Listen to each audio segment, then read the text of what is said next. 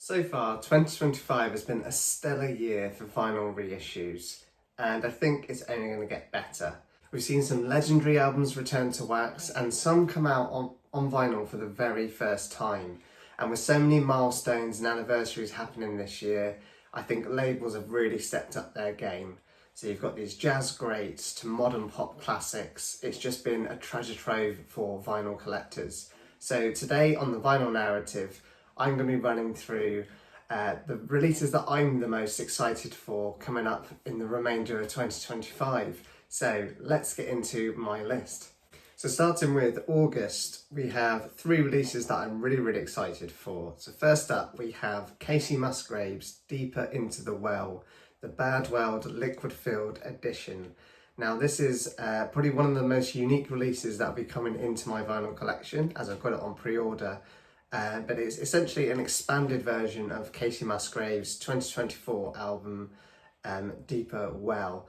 And this is going to be a liquid-filled edition with a splatter vinyl. So I'm really excited for this because it just looks amazing.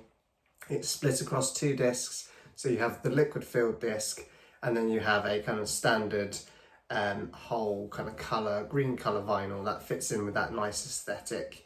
I believe the liquid filled bit is also a green liquid, so it kind of fills in with, kind of ties in very nicely with this like nature theme that she had going on throughout this album.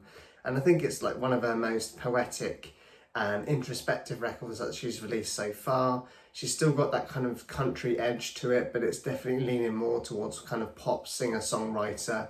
And I really enjoyed it, so I'm really excited to pick this one up, because I think it's going to be as much a visual treat as it will be a sonic one. And then kind of switching genres now, we also have Kenny Burrell's debut album on the Prestige label. And this is coming out through the Original Jazz Classics series.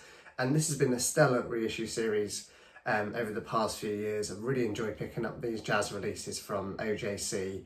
Just sound fantastic. They're really well pressed and everything. And I think this album by Kenny Burrell, it's kind of just shows you where he kind of started.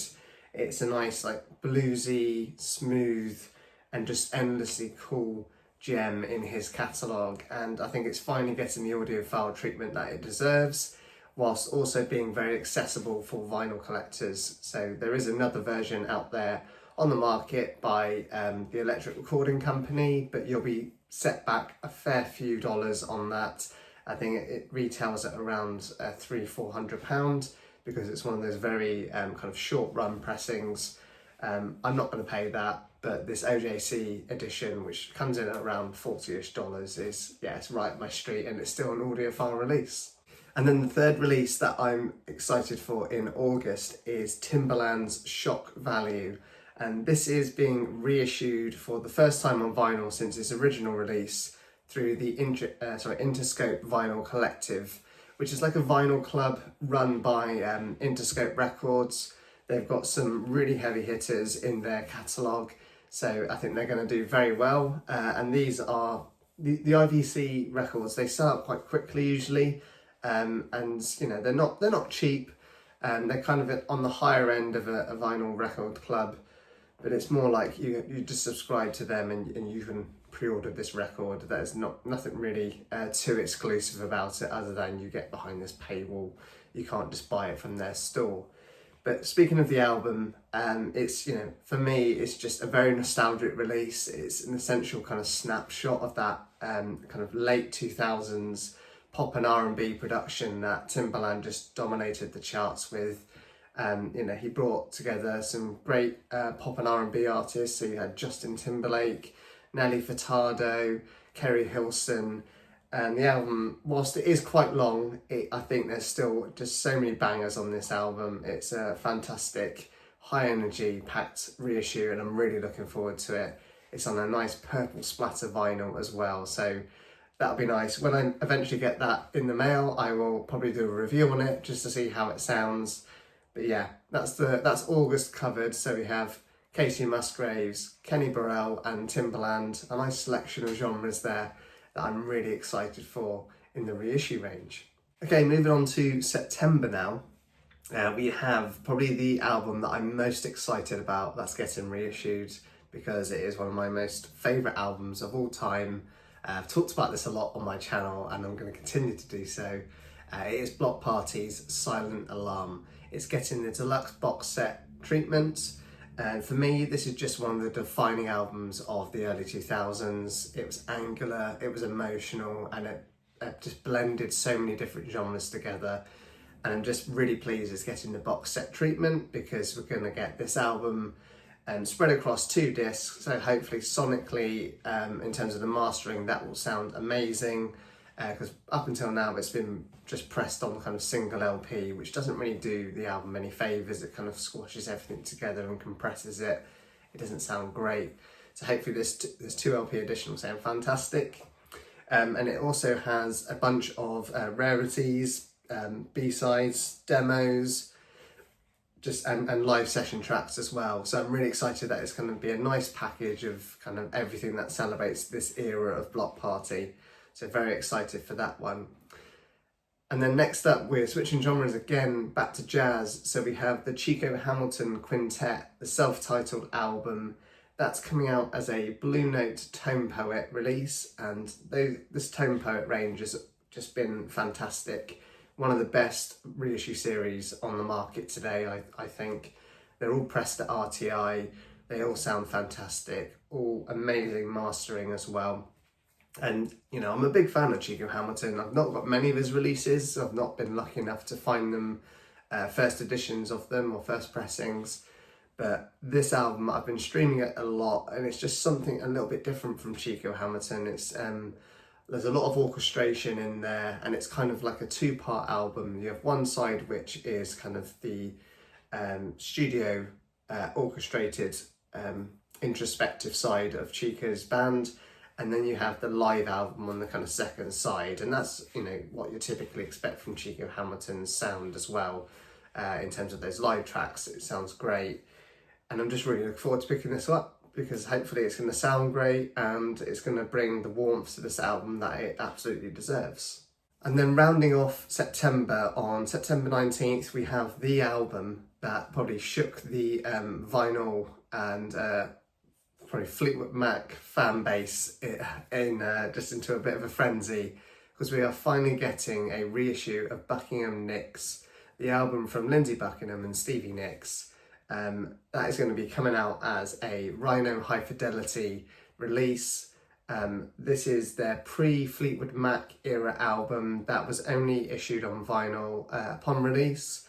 It's very hard to pick up nowadays, especially in really good condition. It certainly is hard to pick it up over here in the UK. I know in the US you might be able to find it a bit easier.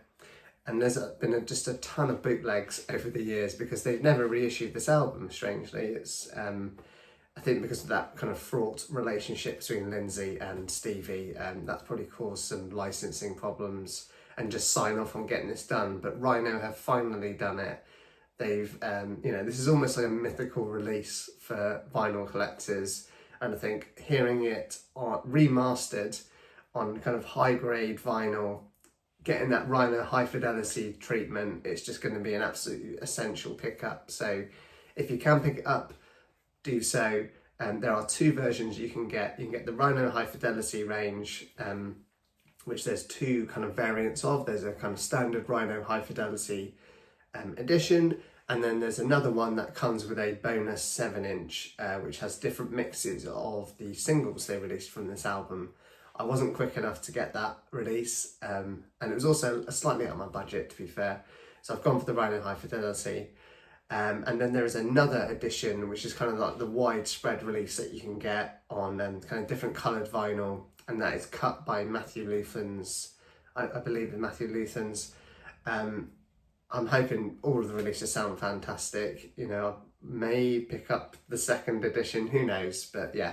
Really excited for this release, because it's going to fill a gap in so many people's collections, and it's an album that absolutely deserves to be heard.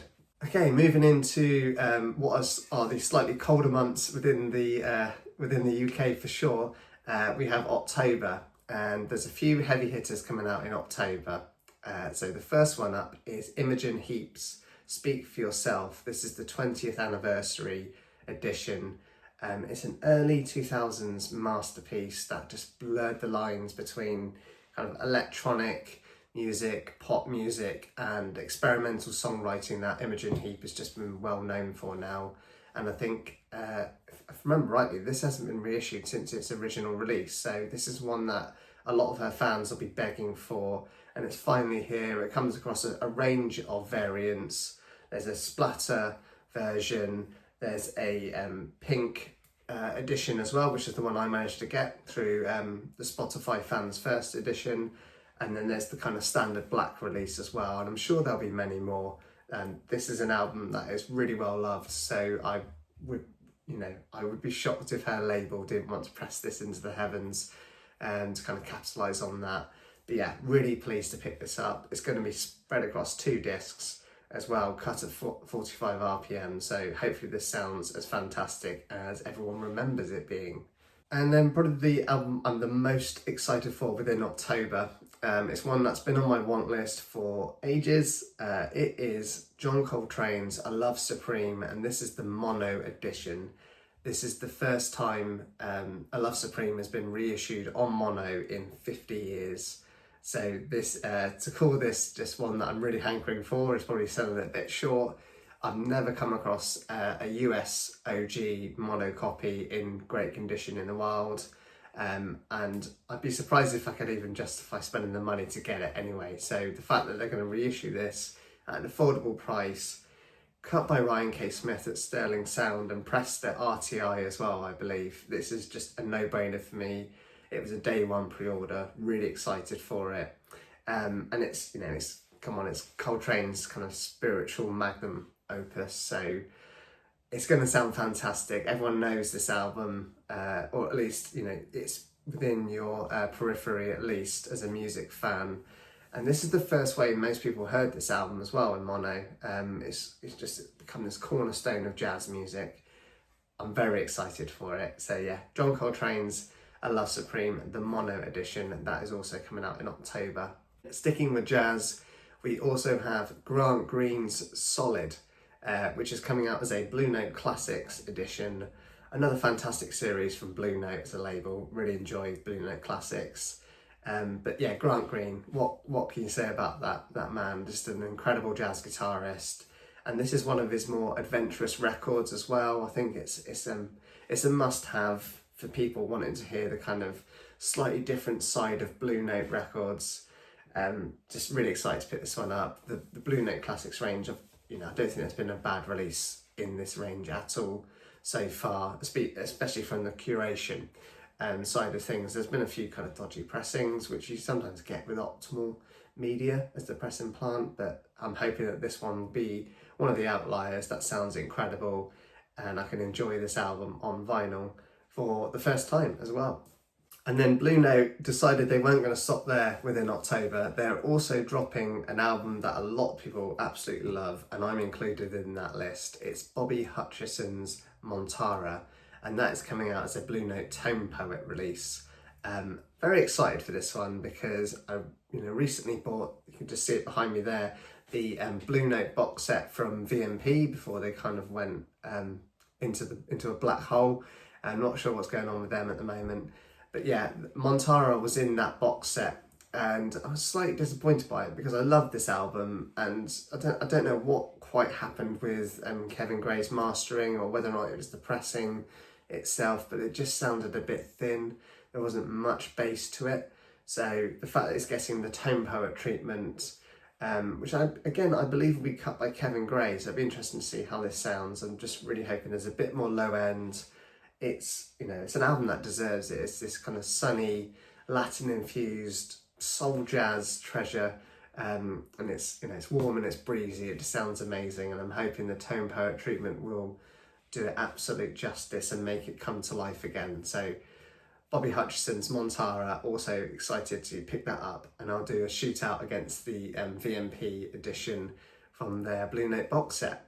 Okay, and then rounding out the year in November and December, we recently heard from Analog Productions. They are starting a new series within their reissues, which is the Chess Records reissue series, which comes as part of the banner of Acoustic Sounds series.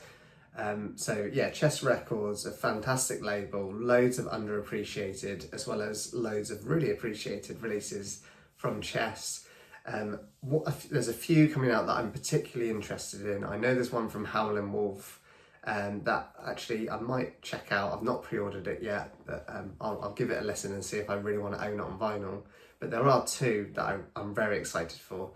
One is Chuck Berry's Berry on Top. Sorry, Berry is on Top. So Berry is on Top. That one is just kind of pure rock and roll royalty, right? It's Chuck Berry. It's full of hits from him, including the kind of infamous Johnny B. Good. And, you know, Analog Productions, they always do a fantastic job of their reissue series. This Acoustic Sound series stuff has been great. Some of the best vinyl I own in my collection.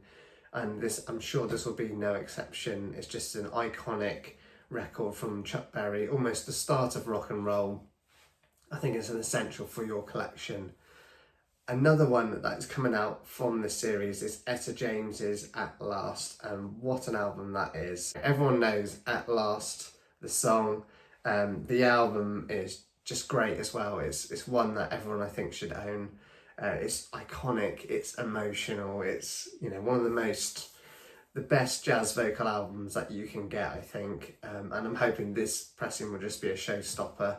And I'll finally be able to own it in my collection, because up till now I've only ever streamed the album. So yeah, really excited to pick this one up on vinyl, and I'm sure this series won't disappoint.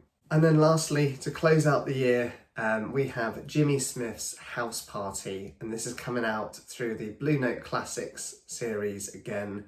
This is just a groovy, bluesy, organ-centric album from, you know, the genius that is Jimmy Smith.